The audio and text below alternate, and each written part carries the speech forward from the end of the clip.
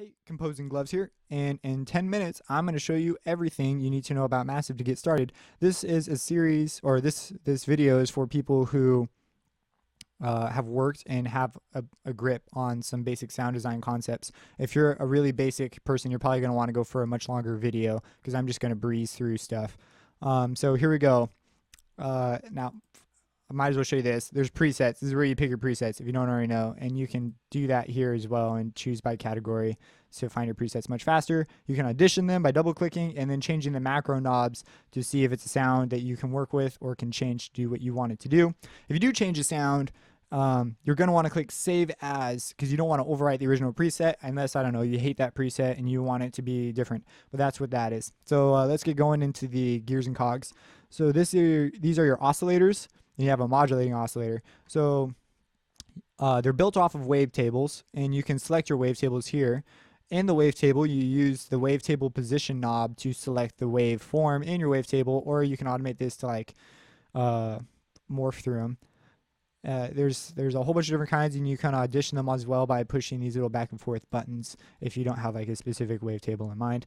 This intensity knob controls basically different ways to distort that waveform to change it, and they have different options here, and some of them like squeeze certain parts of the waveform and elongate others. And now this amp knob volume, you have your pitch. These boxes down here are real important. So you have these these envelope tabs down here. That's what these blue guys are, and you have LFO tabs, and these actually do a few other things we're going to talk about in a little bit. So these envelope tabs, you can actually click this crosshair and link it, and you can apply by clicking and dragging how much of that effect you want applied to your position. So you can, this is the main reason why Massive is so cool, is you can create these really cool morphing or multi-linking parameter options for your sounds and get really unique sounding sounds. And so now you'll notice down here underneath it, we're gonna just click, if you hold down shift, you can drop into multiple ones, really useful. So if you notice right here, there's a side chain. So you could drop another parameter in there, and you can click up or down, and now this parameter controls how much this parameter has its effect on this parameter.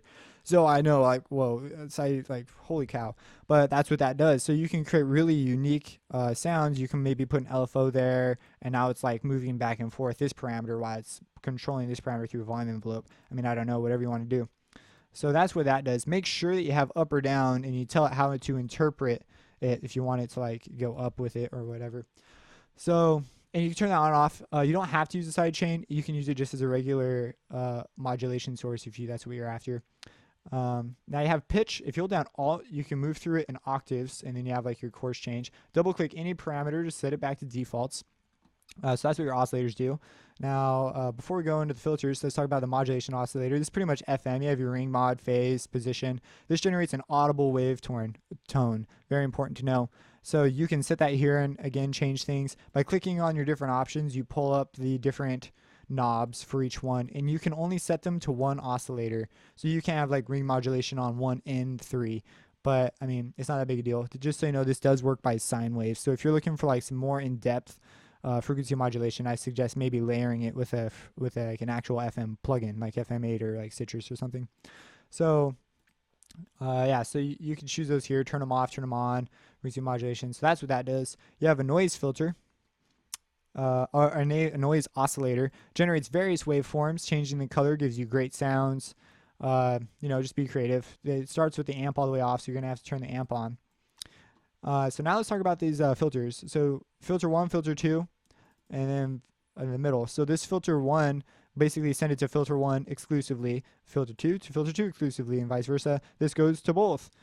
And so anything that has that, that's what that does. And so you see over here, you have this SCR and PAR. I believe they stand for serial and parallel. I'm not 100% sure, but I know if you turn all the way up, it'll go through filter 1 and then filter 2, depending on how you have your routing set here. And if you have it all the way down, parallel, it'll go through both. Again, depending on how you have it set over here.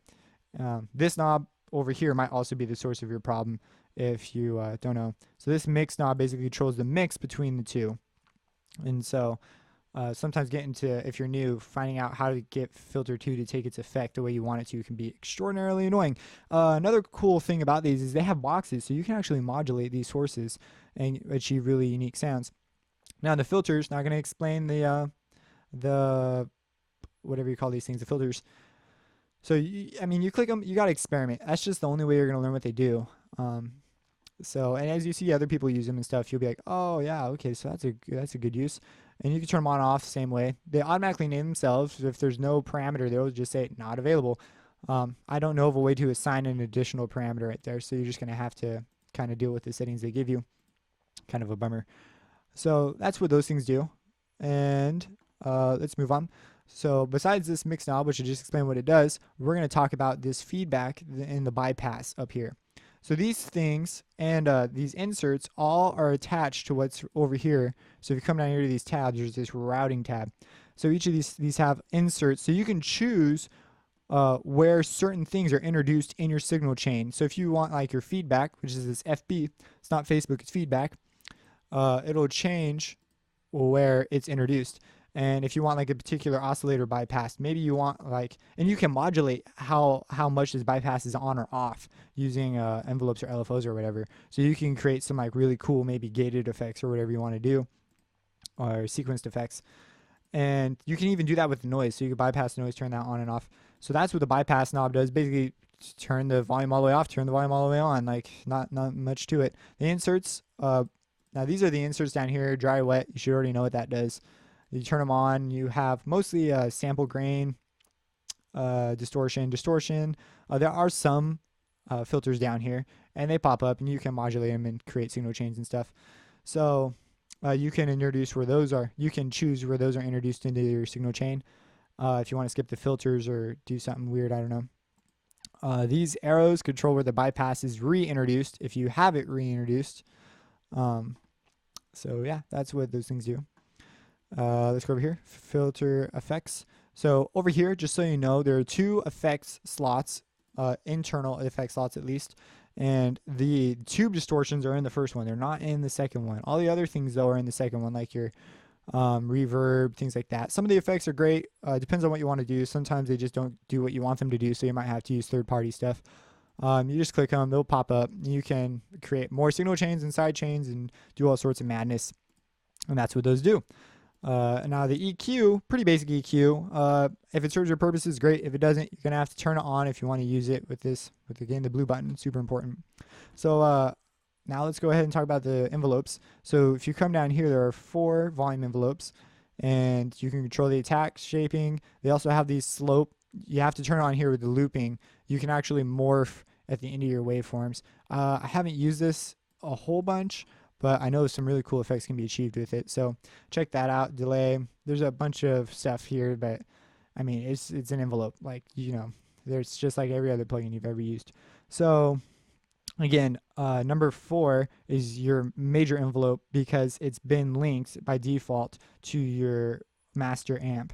And so that's what it is. I don't know if I talked about the volume, the master knob, but this is just your volume. So if you want your master volume, so you want it louder, turn it up. If you want it softer, turn it down. Okay, so that's what those do. And then you have these green knobs here. You have your LFOs. You can change your LFOs. You can choose waveforms, presets, things like that. And you have internal envelopes in a variety of places that control the amount that this has effect. The amp also controls the amount of effect that this has on your main signal. Depending on where you link this, remember these effects do not take place until you have taken their crosshairs and linked them to other parameters, particularly your oscillators if you want to hear it night and day difference. So that's what your LFOs do. They have a sync option, and you just click that here and you can set the ratio of your sync. And they also have a restart option, so every time you hit a note, it will start over, or you can turn that off and it will start wherever it left off. Otherwise, you just set your rate. I don't know if I tend to do the tempo sync, unless I'm doing like a pitch bend scream or something.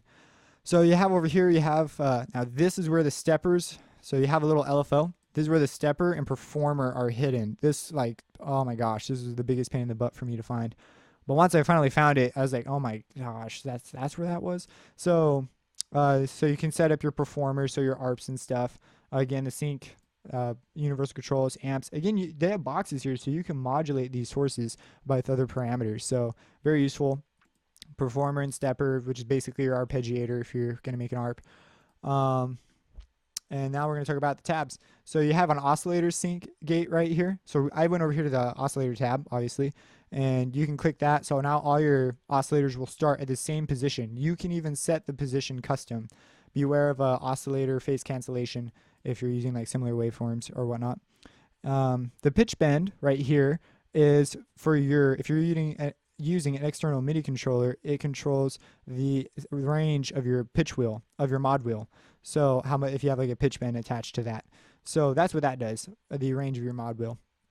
Now you have a glide option. You have your equal and rate, you know, like if they're really close. Equals, no matter where the two are, the pitch bend will be the same. If it's the rate, it will be according to how far apart the two notes are.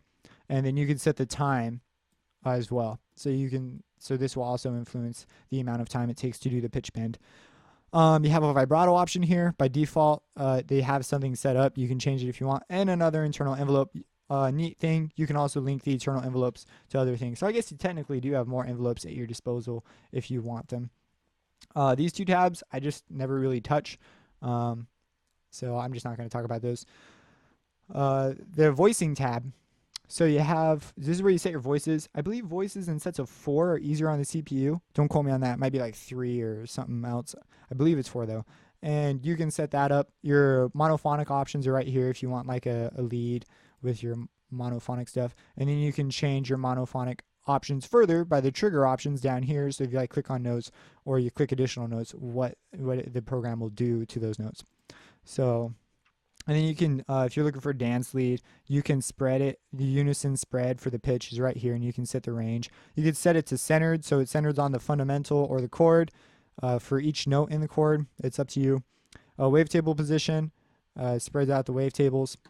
And then, of course, the pan position. And they have a mono and a stereo option. So, I mean, if you're into stereo shaping and stuff like that, that's where you'd find that internally. And then we already talked about routing. And then there's global. So global tab, if your external sync for your BPM, if you're performing live or whatever, might be important. In your global tune, if for whatever reason you need to tune your thing a bit differently. That's also when you would also go into the KTR, oscillator, and FLT, but that's like, I think that's going way out of your way. I'd rather just use the global knob for your tuning options. I mean, these two other things do a lot more, but we're just talking about these. Not going to talk about those. So that's what this stuff's pretty basic. They have preset qualities over here. Eco, if it's hard on your CPU. I mean, computers these days are so fast, shouldn't be a problem. And yeah, now down here, I'm just going to explain 2 of these things. So you have a MIDI controller option, so you can link aftertouch. That's what AT stands for. If you have aftertouch enabled on your keyboard, and you also can link the velocity. So if you push your key harder, if your keyboard has a velocity touch, the parameter will respond according to how you set these things up in your in the mix when you put them in these boxes. These are basically free knobs you can put somewhere. So if you've established a large signal chain and you want to control it using just one convenient knob, you can set that knob. I love these things. These things are great. Whenever you load up presets, usually they will have some of these so that you can get a huge amount of sounds out of just one preset instead of having to like go through and like change 8 knobs all by yourself. So that's massive. And in a little bit, if I skipped anything, let me know. If you want to know more about something, maybe something I said I'm just not going to talk about or skipped or whatever, I'd be happy to. I will make a longer version of this eventually. Maybe I won't. I don't know. There's already some pretty great ones out there on what massive is, but I just thought it was kind of needed for something shorter and faster so that you could get going on your own time. And yeah, check out composinggloves.com for more tutorials. Check out my music. I mean, I love producing. I love tips. And I mean, if you have any criticism, let me have it. I make sample packs for dirt cheap if you're interested in that. Also on my website. As opposed to like Vengeance, like $100. Although I don't have anything similar to Vengeance yet. I'm still working on stuff like that. But I have like cheaper cello samples and stuff like that. So yeah, have a blessed day.